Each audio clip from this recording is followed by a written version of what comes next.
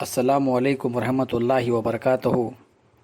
यूं तो नीरज जत्री हर आए दिन इस्लाम के ख़िलाफ़ सिवाय झूठ के और कुछ नहीं बकता।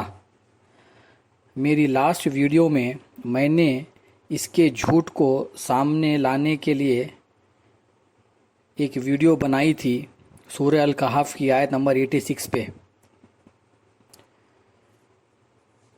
ये सभी ईमान वालों को पता है कि ये किस एजेंडा और कौन से प्रोपोगेंडा के तहत ये सारी झूठी बातें इस्लाम के ख़िलाफ़ अपने यूट्यूब चैनल पर बकता है।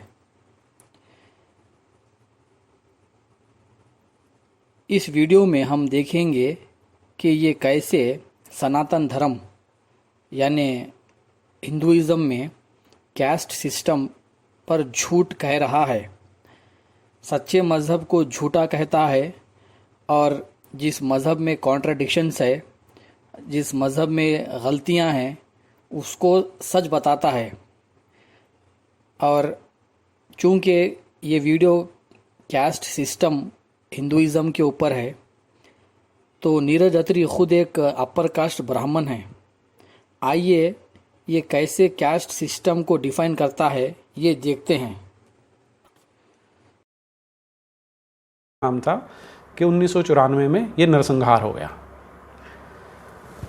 इसी को आप अब इंडिया में ले आइए।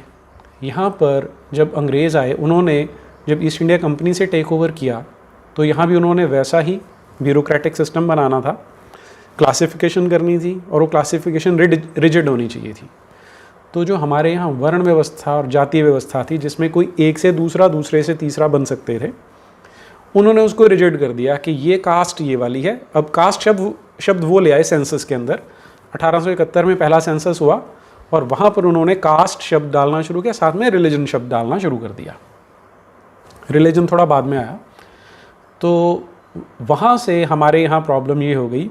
अब जैसे रवांडा में हुआ कि वो भूल गए कि हम लोग फ्लूइड होते थे, कि एक से दूसरे में चेंज हो जाते थे। ये हमारी कास्ट फिक्स नहीं थी, ये कॉलोनियल्स ने की है। हम भी भूल गए हैं कि हमारे यहाँ पर कास्ट नाम की कोई चीज़ कभी होती ही नहीं थी। यहाँ पर फ्लूइडिटी थी कि अगर कोई शूद्र है तो वो भी क्षत्रिय बन सकता है, वैश्य बन सकता है, ब्राह्मण बन सकता है। और वैसे ही जो क्षत्रिय मतलब कोई भी एक से दूसरे में वर्ण में जा सकता है। तो ये है जो प्रॉब्लम ऐसी शुरू हुई जैसे हमारे देश में शुरू हुई थी। रवांडा में पहले जर्मनी की कॉलोनी थी जो रवांडा था। तो जब जर्मन्स वहाँ पर कब्ज़ा किया हुआ था, हमारे यहाँ अंग्रेज़ थे, वहाँ जर्मन से, तो उन्होंने वहाँ पर उनकी हिस्ट्री बुक्स को लिखना शुरू किया और स्पेशली मिशनरीज़ की हेल्प लेके लिखना शुरू किया, जैसा हमारे देश में हो रहा था। मतलब आप बिल्कुल पैरेलल ड्रॉ कर सकते हैं उसके अंदर। अब वहाँ क्या था, तीन तरह के लोग थे, तीन तरह का आप उसे क्लासिफिकेशन कह लें या वर्गीकरण कह लें। एक तवा होते थे, एक हुटू होते थे, एक टूटसी होते थे। तवा तो बहुत थोड़े से थे, लगभग 1%।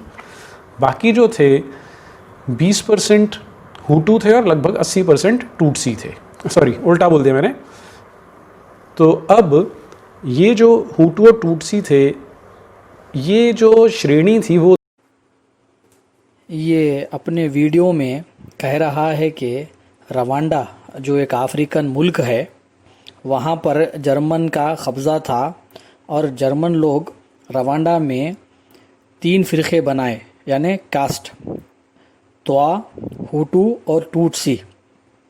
इसी तरह से 1871 में अंग्रेज़ों ने हिंदुस्तान में बिलखुसूस सनातन धर्म हिंदुइज़म में कास्ट सिस्टम ऐड किया है।